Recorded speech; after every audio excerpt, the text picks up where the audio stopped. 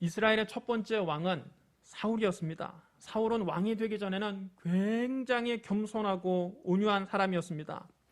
하나님께서 선지자 사무엘에게 사울의 머리에 기름을 부으라고 말씀하셨습니다. 사무엘이 온 백성을 미스바에 모이게 한 후에 거기서 이스라엘의 왕이 될 사람을 제비 뽑았는데 사울이 딱 뽑혔습니다.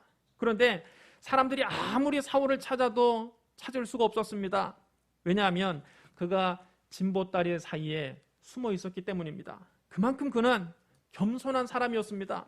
사람들이 달려가서 그를 거기서 데리고 나왔습니다. 그가 사람들 가운데 섰는데 그의 키가 얼마나 훤칠하게 큰지 다른 사람들은 그의 어깨까지밖에 미치지 못했습니다.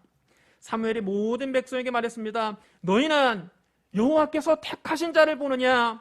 모든 백성 중에 짝하리가 없느니라. 그러자 온 백성이 환호성을 지르고 왕의 만세를 외쳤습니다. 그러나 몇몇 불량배들은 그를 멸시하며 비아냥거렸습니다. 저자가 어떻게 우리를 구원하겠느냐? 사울이 그 말을 듣고도 잠잠했습니다. 그만큼 그는 온유한 사람이었습니다.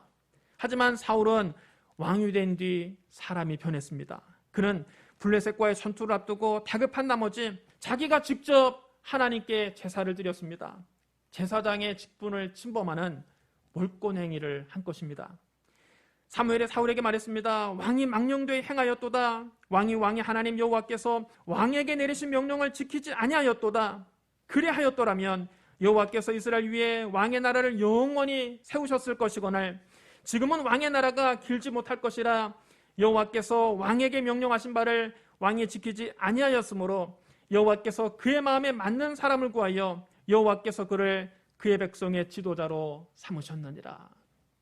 또 사울은 아말렉과의 전쟁에서는 모든 것을 남김없이 진멸하라는 하나님의 명령을 어기고 아말렉 왕 아각을 살려두고 양과 소 중에 좋은 것과 기름진 것을 전리품으로 취했습니다.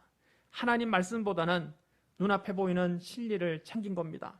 그런 다음 사무엘에게는 비겁한 변명을 늘어놓았습니다. 나는 실로 여호와의 목소리를 청종하여 여호와께서 보내신 길로 가서 아말렉 왕 아각을 끌어왔고 아말렉 사람들을 진멸하였으나 다만 백성이 그 마땅히 멸할 것 중에서 가장 좋은 것으로 길갈에서 당신의 하나님 여호와께 제사하려고 양과 소를 끌고 왔나이다.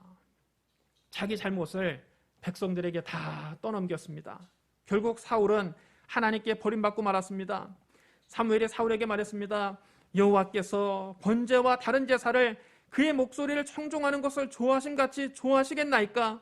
순종이 제사보다 낫고 듣는 것이 순양의 기름보다 나으니 이는 거역하는 것은 점치는 죄와 같고 완고한 것은 사신우상에게 절하는 죄와 같음이라. 왕이 여호와의 말씀을 버렸으므로 여호와께서도 왕을 버려 왕이 되지 못하게 하셨나이다. 사무엘이 죽자 사울은 심지어 신접한 여인을 찾아가기도 했습니다. 선지자 사무엘이 살아있을 때는 그에게 찾아가 하나님 뜻을 물을 수 있었는데 사무엘이 죽자 이제 사울 왕은 의지할 데가 없는 겁니다. 그는 마음이 너무 불안해서 견딜 수가 없었습니다. 그래서 신접한 여인을 찾아가서 자신의 미래를 물어보았습니다. 이렇게 하나님 보시기에 악한 일을 저지른 사울은 블레셋과의 길보아 전투에서 적의 화살을 맞고 중상을 입었습니다. 그는 자신이 더는 살 수 없음을 깨닫고 칼을 뽑아서 그 위에 엎드려 자결하고 말았습니다. 이스라엘의 초대왕 사울은 공의로 통치한 왕은 결코 아니었습니다. 사울의 뒤를 이어서 다윗이 이스라엘의 두 번째 왕이 됐습니다. 다윗은 블레셋의 거인 골리앗을 이기고 나라를 구한 영웅이었습니다. 또 다윗은 이스라엘 백성이 가장 존경하는 왕이었습니다. 이스라엘 역대 왕들 가운데 그나마 하나님 뜻에 가장 근접한 왕이었습니다. 하지만 다윗에게도 허물이 있었습니다. 어느 날 오후 다윗이 낮잠을 자고 일어났습니다. 나라가 전쟁 중이었는데 왕이 낮잠을 자고 오후 늦게야 일어난 것입니다. 다윗이 왕궁의 옥상에 올라가서 한가로이 거닐다가 예루살렘 성내를 내려다보았습니다. 그때 그는 거기서 한 여인이 목욕하는 모습을 우연히 보게 됩니다. 그 여인은 너무 아름다웠습니다. 다윗이 신하를 보내서 그 여인이 누구인지 알아보게 합니다. 알고 보니까 그 여인은 자기의 충성스러운 부하 우리아의 아내 밧세바였습니다. 우리아는 지금 요압 장군을 따라서 전쟁터에 나가 있었습니다. 다윗은 그가 자기의 부하의 아내임을 알고도 그를 데려다가 그만 동침하고 말았습니다. 우리아는 지금 다윗을 위해서 전쟁터에 나가서 목숨을 걸고 싸우고 있는데 다윗은 그의 아내를 불러다가 간음을 한 것입니다. 얼마 뒤 밧세바는 자기가 다윗의 아기를 잉태한 것을 알고 다윗에게 사람을 보내서 자신의 임신 사실을 알렸습니다. 다윗이 그 소식을 듣자마자 부랴부랴 전쟁터에 나가 있는 요압 장군에게 사람을 보내서 밧세바의 남편 우리아를 예루살렘으로 귀환시키라고 전가를 보냈습니다. 우리아가 성으로 돌아오자 다윗은 요압 장군의 안부를 묻고 군인들의 안부를 묻고 또 전쟁터의 형편도 물어보았습니다. 그런 다음 다윗이 우리아에게 넌지시 말합니다. 이제 그대는 집으로 돌아가서 목욕을 하고 편히 쉬도록 하라. 우리아를 그의 아내와 동침시켜서 밧세바 뱃속에 있는 아기가 자기 아기가 아닌 것처럼 꾸미려는 것입니다. 그렇게 교묘하게 자기의 죄를 숨기려 했습니다. 우리아가 오전에서 물러가자 왕은 술과 기름진 음식을 딸려 보냈습니다. 아직 전쟁이 끝나지도 않았는데 우리아에게만 무슨 특별 포상을 주는 것 같습니다. 그러나 우리아는 충직한 군인이었습니다. 그는 자기 집으로 내려가지 않고 군사들과 함께 대궐 문간에서 잠을 잤습니다. 왕은 우리아가 전쟁터에 나가 있는 사이 그의 아내와 잠을 잤는데 우리아는 그런 왕을 지키겠다고 대궐 문간에서 새우잠을 잔 것입니다. 다윗은 우리아가 자기 집으로 가지 않았다는 보고를 듣고는 우리아를 불러서 물었습니다. 아니 그대는 전쟁터에 돌아와서 몹시 피곤할 텐데 내가 집에 가서 쉬라 하였거늘 어찌 집으로 내려가지 않았는고? 우리아가 왕에게 대답합니다. 언약궤와 이스라엘과 유다가 모두 장막을 치고 지내고 있습니다. 요압 장군과 전하의 모든 신하가 벌판에 진을 치고 있습니다. 그런데 어찌 저만 홀로 집에 돌아가서 편안하게 먹고 마시고 나의 아내와 잠자리를 즐길 수 있겠습니까? 전하의 살아계심과 또 전하의 생명을 걸고 맹세합니다. 그런 일은 제가 결단코 하지 않겠습니다. 너무 충직한 군인입니다. 하지만 다윗은 이 우리아의 믿음직스러운 대답을 듣고 오히려 당황했습니다. 일이 자기 뜻대로 풀릴 것 같지가 않았기 때문입니다. 자기 부하는 전쟁터에 나가서 목숨을 걸고 싸우고 있는데 왕이라는 작자가 그 부하의 아내와 부적절한 관계를 맺고 임신까지 시켰다는 소문이 나면 민심 여러분 어떻게 되겠습니까? 백성들이 다윗에게 뭐라고 하겠습니까? 그런 파렴치한 군주가 어디 있습니까? 그것을 생각하자 다윗은 등골이 오싹했습니다. 할 수 없이 다윗이 우리아에게 말했습니다. 그렇다면 오늘은 날도 이미 저물었으니 여기서 지내도록 하라. 그러나 내일은 내가 너를 다시 전쟁터로 보낼 것이다. 그래서 우리아는 그날 밤도 예루살렘에서 묵었습니다. 다윗이 밤에 그를 불러다가 자기 앞에서 먹고 취하게 했습니다. 술과 고기를 따로 챙겨줘도 우리아가 먹질 않으니 아예 자기 앞에서 술을 잔뜩 먹이고 취하게 만든 것입니다. 그러나 그날 저녁도 우리아는 자기 집으로 내려가지 않고 왕의 신하들과 함께 왕궁 문간에서 새우잠을 잤습니다. 다음날 아침 다윗은 전방의 총사령관인 요압 장군에게 편지를 써서 우리아의 손에 들려보냅니다. 그 편지에 이렇게 써 있었습니다. 우리아를 싸움이 가장 치열한 곳에 배치하라. 그런 다음 우리아만 남겨두고 너희는 모두 퇴각하라. 우리아를 반드시 전쟁터에서 죽게 해야 한다. 그 편지를 다른 사람도 아닌 우리아의 손에 들려보냈습니다. 여러분 다윗이 어떻게 이럴 수가 있습니까? 자기 죄를 은폐하기 위해서 살인을 교사하고 있는 것입니다. 요압 장군은 왕의 명령을 받아들고 싸움이 가장 치열한 최전선에 우리아를 배치했습니다. 피가 튀는 전투가 벌어졌고 그 전투에서 다윗의 신복 몇 사람이 죽었습니다. 그때 우리아도 그곳에서 전사했습니다. 우리아는 온몸에 적의 화살을 빗발치듯이 맞아서 마치 고슴도치같이 되어 참혹한 죽음을 맞았습니다. 그 전투에서 이스라엘은 참패했습니다. 요압 장군은 전령을 보내서 다윗에게 전쟁의 상황을 보고했습니다. 적들이 우리보다 강했습니다. 적이 우리와 싸우려고 들판으로 넘었는데 우리 군은 적들을 성문 어귀까지 밀어붙였습니다. 그때 성벽 위에서 적들이 활을 쏘기 시작했습니다. 그래서 전하의 부하 가운데 몇 사람이 죽었고 전하의 부하인 햇사람 우리아도 전사했습니다. 자기의 부하가 전쟁에 나가서 죽었다면 왕으로서 마땅히 슬퍼해야 되지 않습니까? 그러나 다윗은 속으로 박수를 쳤습니다. 옳거니 이제야 내 죄를 숨길 수 있게 되었구나. 다윗이 전쟁터에서 온 전령에게 이렇게 말합니다. 너는 요압 장군에게 가서 말하기를 이 일로 조금도 걱정하지 말라고 하라. 칼은 원래 이 사람이나 저 사람이나 다 죽이느니라. 그 성을 향해서 더욱 힘써 싸워서 함락시키라고 하라. 요압 장군이 담대하게 싸울 수 있도록 너는 가서 짐의 따뜻한 격려의 말을 전하도록 하라. 여러분, 이 다윗의 말을 좀 들어보십시오. 칼이 이 사람이나 저 사람이나 죽인다니요. 멀쩡한 사람을 화살바지로 앞세워서 일부러 죽게 해놓고는 자기의 비열한 계획을 합리화하고 있습니다. 한편 밧세바는 우리아가 그렇게 참혹하게 죽었다는 소식을 듣고 자기 남편을 생각하며 슬피 울었습니다.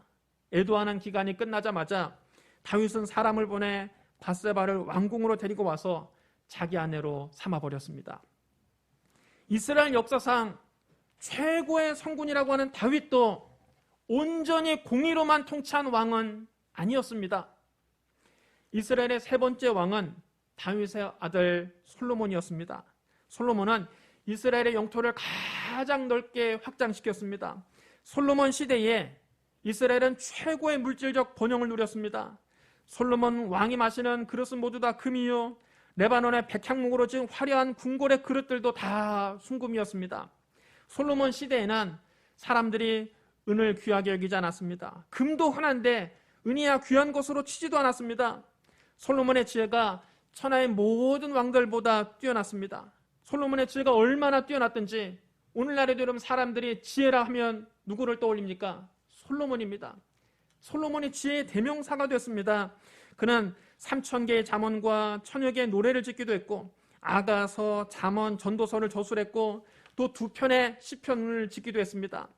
세상의 모든 왕들이 솔로몬을 찾아와서 하나님이 그에게 주신 지혜를 듣고 싶어 했습니다. 그래서 그들은 각각 은그릇과 금그릇, 옷과 갑옷, 향료와 말과 노새를 바리바리 싸들고 솔로몬을 찾아왔습니다. 해마다 이런 방문이 끊이질 않았습니다. 솔로몬 시대에 병거를 끄는 말을 메워두는 마국간만 4,000칸이요 마병은 12,000명이나 되었습니다. 병거와 마병이 너무 많아서 솔로몬이 그들을 병거성과 예루살렘에 나누어 배치했습니다. 하지만 솔로몬은 말년에 영적인 분별을 상실하고 그만 타락하고 맙니다. 타락의 원인이 결혼 동맹이었습니다. 솔로몬은 애굽왕 바로의 딸 외에도 많은 이방 여인들과 결혼했는데 모압 여인, 암몬 여인, 에돔 여인, 시돈 여인, 그리고 헷 여인과 결혼했습니다. 솔로몬의 후궁이 700명이고 첩이 300명이나 되었습니다. 그는 그 많은 이방 여인들을 사랑했습니다. 늙은 솔로몬은 여색에 푹 빠져 지냈습니다. 그런데 그 이방 여인들이 솔로몬에게 시집 올 때 자기들이 친정에서 섬기던 우상을 가지고 왔습니다. 솔로몬은 노년에 그들의 유혹에 넘어가서 그만 우상 숭배에 빠지고 맙니다. 그는 이국적인 여인들만 사랑한 것이 아니라 이국적인 신들까지 사랑하게 됐습니다. 열왕기상 11장 4절로 8절에 이렇게 기록되어 있습니다. 솔로몬의 나이가 많을 때에 그의 여인들이 그의 마음을 돌려 다른 신들을 따르게 하였으므로 왕의 마음이 그의 아버지 다윗의 마음과 같지 아니하여 그의 하나님 여호와 앞에 온전하지 못하였으니 이는 시돈 사람의 여신 아스타롯을 따르고 암몬 사람의 가증한 밀곰을 따름이라. 솔로몬이 여호와의 눈앞에서 악을 행하여 그의 아버지 다윗이 여호와를 온전히 따름같이 따르지 아니하고 모압의 가증한 금오스를 위하여 예루살렘 앞산에 산당을 지었고 또 암몬 자손의 가증한 몰록을 위하여도 그와 같이 하였으며 그가 또 그의 이방 여인을 위하여 다 그와 같이 한지라. 그들이 자기 신들에게 분향하며 제사하였더라. 지혜의 대명사 솔로몬도 공의로 통치한 왕은 아니었습니다. 솔로몬의 아들 르호보암 시대에 이스라엘은 남북으로 갈라졌습니다. 북왕국 이스라엘은 그 후에 19명의 왕들이 차례로 다스렸는데 다윗의 길을 따르는 선한 왕은 단 한 명도 나오질 않았습니다. 북왕국의 왕들은 하나같이 하나님 보시기에 악을 행했습니다. 그들은 금송아지를 자기들의 신으로 섬기고 바알에게 예배하고 아세라 목상에게 절했습니다. 남왕국 유다는 20명의 왕들이 역대로 다스렸는데 가뭄에 콩나듯 선한 왕도 몇 명 있었습니다. 하지만 그들에게도 모두 크고 작은 허물이 있었습니다. 온전히 공의로 통치한 왕은 단 한 명도 없었습니다. 북쪽에서는 강력한 군사력으로 거대한 제국을 이룬 아수르가 이스라엘과 유다까지 차지하려고 끊임없이 위협했습니다. 이스라엘과 유다 백성들의 삶은 피폐해졌습니다. 이런 상황에 하나님은 선지자 이사야를 통해 희망의 메시지를 주셨습니다. 그 메시지가 오늘 본문 말씀입니다. 보라, 장차 한 왕이 공의로 통치할 것이요 방백들이 정의로 다스릴 것이며 또 그 사람은 광풍을 피하는 곳, 폭우를 가리는 곳 같을 것이며 마른 땅의 냇물 같을 것이며 곤비한 땅의 큰 밝은을 같으리니. 여러분 따라해 주시기 바랍니다. 장차 한 왕이 공의로 통치할 것이요. 지금까지 우리가 살펴본 바와 같이 이스라엘 역대 왕들 가운데 온전히 공의로 통치한 왕은 없었습니다. 사울도 다윗도 솔로몬도 온전히 공의로만 통치한 왕은 아니었습니다. 그 뒤에 나온 왕들은 말할 필요도 없습니다. 그럼 장차 공의로 통치할 왕은 누구를 가리켜 말한 것입니까? 요한계시록 19장 11절로 16절에 이렇게 기록되어 있습니다. 또 내가 하늘이 열린 것을 보니 보라, 백마와 그것을 탄 자가 있으니 그 이름은 충신과 진실이라. 그가 공의로 심판하며 싸우더라. 그의 눈은 불꽃 같고 그의 머리에는 많은 관들이 있고 또 이름 쓴 것 하나가 있으니 자기밖에 아는 자가 없고 또 그가 피 뿌린 옷을 입었는데 그 이름은 하나님의 말씀이라 칭하더라. 하늘에 있는 군대들이 희고 깨끗한 세마포 옷을 입고 백마를 타고 그를 따르더라. 그의 입에서 예리한 검이 나오니 그것으로 만국을 치겠고 친히 그들을 철장으로 다스리며 또 친히 하나님 곧 전능하신 이의 맹렬한 진노의 포도주틀을 밟겠고 그 옷과 그 다리에 이름 쓴 것이 있으니 만왕의 왕이요 만주의 주라 하였더라. 여러분 따라해 주랍니다. 그가 공의로 심판하며 싸우더라. 그러면 여러분 장차 공의로 통치하실 왕은 장차 다시 오실 우리 주 예수 그리스도를 가리키는 겁니다. 우리 주 예수 그리스도는 만왕의 왕이요 만주의 주이십니다. 예수님만이 이 세상을 공의로 통치하실 왕이십니다. 또 그는 광풍을 피하는 곳, 폭우를 가린 곳 같을 것이라고 말씀했습니다. 여러분 한번 따라해 주셔야 합니다. 그 사람은 광풍을 피하는 곳, 폭우를 가리는 곳 같을 것이며. 하루는 예수님께서 바닷가에 모인 큰 무리들에게 여러 가지 비유를 들어서 하나님 나라에 대해서 말씀하셨습니다. 날이 저물자 예수님께서 제자들에게 말씀하셨습니다. 우리가 저편으로 건너가자. 이에 제자들은 예수님을 모시고 배를 타고 갈릴리 바다를 건너게 됐습니다. 한참을 가다 보니까 예수님은 혼자 고물에서 베개를 베고 주무시고 계셨습니다. 예수님께서 배 뒤편에서 홀로 주무실 때 갑자기 큰 광풍이 일어났습니다. 미친 듯한 바람 앞에서 그리 타고 있던 배는 좌우로 크게 흔들리고 파도를 따라서 위로 올라갔다 내려갔다 요동을 쳤습니다. 집채만한 파도가 그 배를 덮치자 배 안에 물이 가득하게 됐습니다. 금방이라도 배가 뒤집히거나 침몰할 것만 같았습니다. 제자들은 있는 힘을 다해서 노를 저으며 배를 안정시키려 했지만 다 소용이 없었습니다. 제자들 대부분 갈릴리에서 잔뼈가 굵은 어부들이었지만 그들도 이렇게 거대한 폭풍을 만나기는 처음이었습니다. 뱃사람인 그들의 경험과 기술과 판단력은 광풍 앞에서 무용지물이었습니다. 여러분 우리도 인생을 살다가 이런 광풍을 만날 때가 있습니다. 우리의 인생은 망망한 바다를 항해하는 배와 같습니다. 여러분 우리가 항해할 때 늘 평안하기만 하다면 얼마나 좋겠습니까? 그러나 여러분 바다에서 그런 항해는 없습니다. 배를 타려면 반드시 거친 파도와 싸워야만 합니다. 인생이 내가 세운 계획대로 다 진행된다면 얼마나 좋겠습니까? 무슨 염려가 있겠습니까? 무슨 근심이 있겠습니까? 그러나 인생은 내 생각대로 잘 되지 않습니다. 내 계획대로 잘 되지 않습니다. 내일 일을 알 수 없는 것이 우리의 인생입니다. 우리는 살아가면서 예기치 못한 광풍과 폭우를 만나게 됩니다. 건강 하나만은 자신하고 있었는데 어느 날 갑자기 찾아온 질병에 쓰러집니다. 때로는 자의반 타의반으로 평생 몸담아온 직장을 떠나야 하는 아픔을 겪기도 합니다. 때로는 야심만만하게 세워놓은 사업의 계획이 뜻밖의 난관을 만나서 다 물거품이 되기도 합니다. 때로는 평생 안 먹고 안 입고 아껴서 모은 돈을 한순간의 실수로 다 날려버리기도 합니다. 때로는 평화로운 가정에 불화가 찾아와서 큰 마음의 고통을 당하기도 합니다. 때로는 착하기만 하던 우리 자녀들이 속을 썩이기도 합니다. 대부분 사람들이 인생에 이런 광풍이 닥쳤을 때 제자들과 똑같이 반응합니다. 갈릴리에서 뱃사람으로 잔뼈가고 온 제자들은 자기들의 지식과 경험과 기술을 의지해서 그 광풍을 이겨보려고 바쁘게 움직였습니다. 여러분, 우리도 제자들처럼 우리 인생에 예기치 못한 문제를 만났을 때 우리의 돈과 우리의 지식과 우리의 경험과 우리의 인맥을 동원해서 문제를 해결하려고 동분서주하지 않습니까? 그러나 제자들이 자기의 지식과 경험과 항해 기술을 총동원했지만 광풍을 헤치고 배가 앞으로 나아가지 못했습니다. 그들의 의지와 상관없이 배가 요동치더니 금방이라도 뒤집힐 기세입니다. 그들은 거대한 광풍 앞에서 어떻게 손을 써볼 방법이 없었습니다. 그들이 바다 한가운데서 죽게 생겼습니다. 그제야 제자들은 예수님을 생각해냈습니다.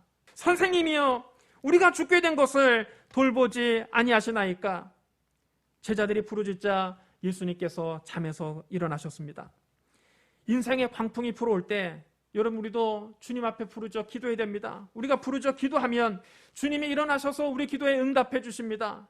성경은 말씀합니다. 너는 내게 부르짖으라. 내가 내게 응답하겠고 네가 알지 못하는 크고 은밀한 일을 너에게 보이리라. 내가 환난 중에 여호와께 부르짖었더니 내게 응답하셨도다.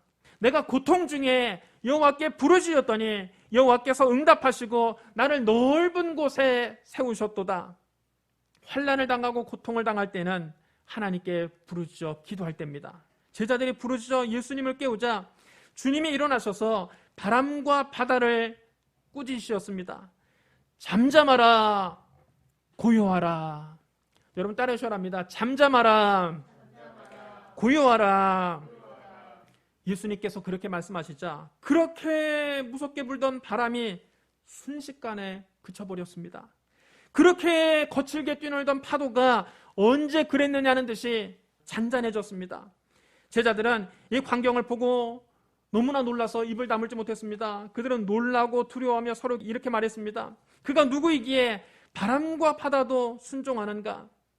예수 그리스도는 하늘과 땅과 바다와 그 가운데 만물을 창조하신 창조주이십니다. 그러므로 예수님이 말씀하시면 바람도 순종하고 바다도 순종하는 것입니다. 예수님이 말씀하시면 무서운 광풍이 잠잠해지는 것입니다.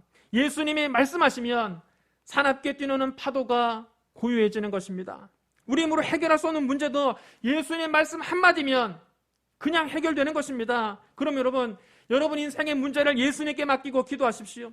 가정의 문제도, 직장의 문제도, 사업의 문제도, 자녀들의 문제도 예수님께 맡기고 기도하십시오. 그러면 주님이 해결해 주십니다. 여러분, 의사가 못 고친다고 하는 병이랄지라도 주님이 말씀하시면 순식간에 낫는 것입니다. 그러면 여러분의 병든 몸도 주님께 맡기고 기도하십시오. 그러면 주님이 치료해 주십니다. 여러분 모두 다 인생의 광풍을 피하는 곳, 고난의 폭우를 가리는 곳 같은 예수님을 만나고 여러분의 마음이 잔잔한 바다와 같이 편안해지기를 주님의 이름으로 축원합니다. 그 다음 그는 마른 땅에 냇물 같을 것이라고 했습니다. 이런 한번 따라해 주셔야 합니다. 마른 땅에 냇물 같을 것이며. 유대인의 초막절에 예수님은 예루살렘에 올라가셨습니다. 명절 끝날 곧 모든 백성이 성회로 모이는 날에 주님은 성전에 서서 큰 소리로 외치셨습니다. 누구든지 목마르거든 내게로 와서 마시라. 나를 믿는 자는 성경의 이름같이 그 배에서 생수의 강이 흘러나오리라. 여러분 따라해 주셔야 합니다. 나를 믿는 자는 그 배에서 생수의 강이 흘러나오리라.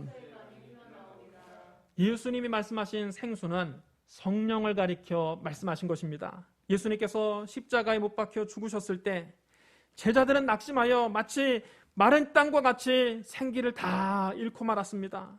아무런 희망도 없었습니다. 삶의 의욕이 없었습니다. 그들은 예수님을 십자가에 못 박아 죽인 유대인들이 두려워서 다락방에 숨어 지냈습니다. 그러나 부활하신 예수님을 만나고 오순절날 성령 받은 제자들은 그 배에서 생수의 강이 흘러넘쳤습니다. 그들은 참 기쁨과 확신을 가지고 밖에 나가서 십자가에서 죽으시고 부활하신 예수 그리스도를 힘있게 전했습니다. 베드로는 유대인들을 향해서 담대하게 외쳤습니다. 이스라엘 온 집은 확실히 알지니 너희가 십자가에 못 박은 이 예수를 하나님이 주와 그리스도가 되게 하셨느니라.